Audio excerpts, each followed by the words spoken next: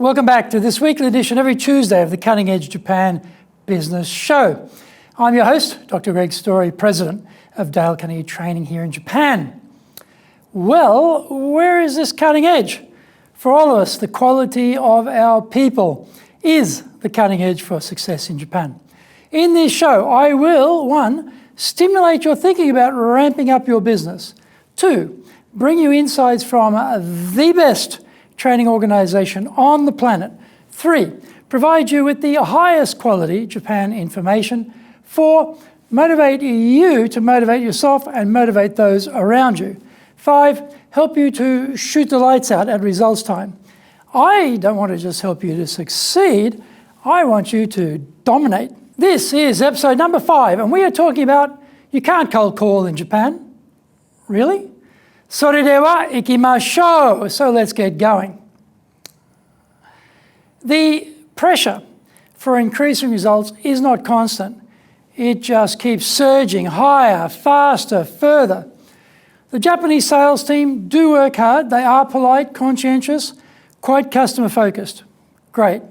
So why can't we grow sales fast enough to meet our targets? What is the problem? Here are some simple reasons. The sales pipeline is too thin, with current customer numbers being too few. Current customer sales volumes are not growing. Current customer share of wallet is not changing. Sales often blame marketing for not generating enough new leads for sales to go after. They will be surprisingly terrific advocates for all the reasons the customer puts on the table about not being able to buy at all, buy now or buy more. Blaming everyone else for insufficient sales volume is a well-developed skill here in Japan, and everywhere else salespeople walk the earth. Helpfully, you pipe up with a shiny idea. What about going after new customers? At this point, marketing's lack of lead generation gets recycled as the excuse. Innocently, you mention the C word. Shock, horror, pity drains the blood from the sales director's face. Don't you know, Story-san? This is Japan. You can't do cold calling here. Case closed. Having been through this scenario a number of times here, and having also seen plenty of cold calling getting done, skeptical doesn't even come close to describing my reaction to this useful intervention to explain the finer points of Japan to me. Walking into a new organisation with a crystal clear recollection of salespeople in the previous company, phones taped to their wrists so they could get through their cold calls, always concentrates the mind in these circumstances.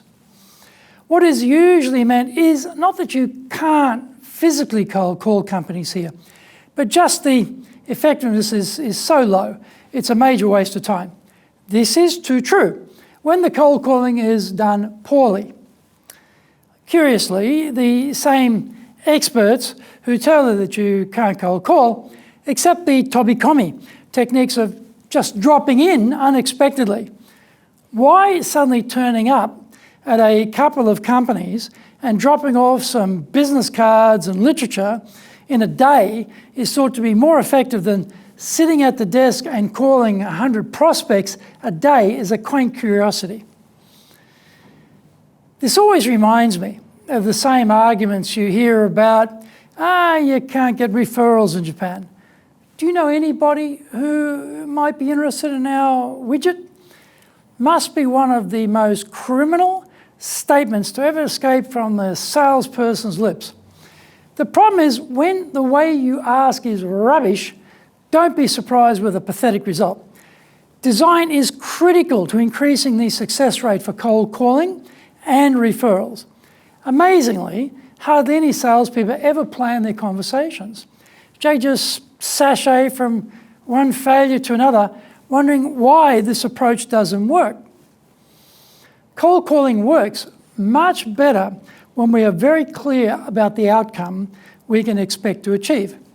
There are products and services you can sell over the phone. However, they are very, very few. The main aim should be securing a face-to-face appointment. That means you are only selling a day and time over the phone. nothing more. Before you even get to that point, you need to be speaking to the person who has the diary spot you want a piece of. There are armies of hapless young Japanese women occupying the bottom rungs of the machine, whose only joy in life is getting rid of salespeople trying to see the decision maker. If you are persistent, then they have this great technique of passing you over to the next most senior male in their section, usually some spotty-faced, no authority nobody, completely afraid of their own shadow, and seemingly able to get to retirement without ever having to have made a decision in their entire career. This is where you need a blockbuster credibility statement that summarizes who you are, why you are calling, and why speaking to their boss will change the world. Design is everything. By the way, you only have to design the one credibility statement because you use the same one on their boss. You might refer to some recent research that you would like to share, which will be a big help to their business now and into the future.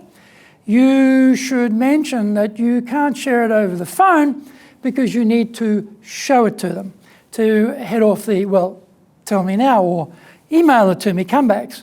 You might mention that you recently came across some ideas that seem to be working extremely well for others in their industry.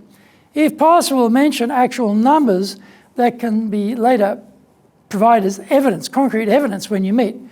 You need to refer to the cost of not speaking with you, the opportunity cost of not investing 30 minutes with you. Fear of loss is a strong driver of action in some, often more so than greed for gain. Only ever ask for 30 minutes. Less sounds flaky and more sounds burdensome. Asking for 18 minutes or 23 minutes, etc., sounds like you are a total con man, and warning lights and bells will go off in their head. If you can't convince them within, face-to-face in 30 minutes to hear more, then stop wasting everyone's time and get off to the next prospect. Often you go into a short meeting because the prospect is super busy and has absolutely no time, can hardly even spare 15 minutes, and you find yourself discussing your solutions for the next 90 minutes. We need to combine the targeting of the companies with the discipline of the cold calling activity and the design of what we're going to say.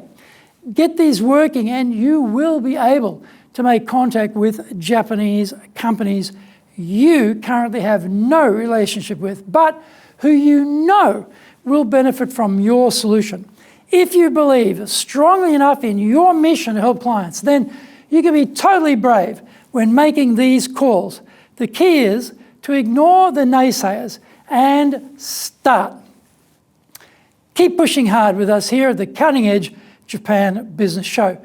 Subscribe on YouTube. Share it with your family, friends, and colleagues. Become a regular. Thank you for watching. And remember, hit the subscribe button. Our website details are on screen now. It is awesome value, so please check it out. In episode 6, we are talking about middle management madness. Are they mad or not? Find out next week. So, yoroshiku onegai itashimasu. Please join me for the next episode of the Cutting Edge Japan Business Show. Until then, create seriously outrageous levels of massive success. Dale Carnegie Training Japan has only one direction in mind for you, and that is up.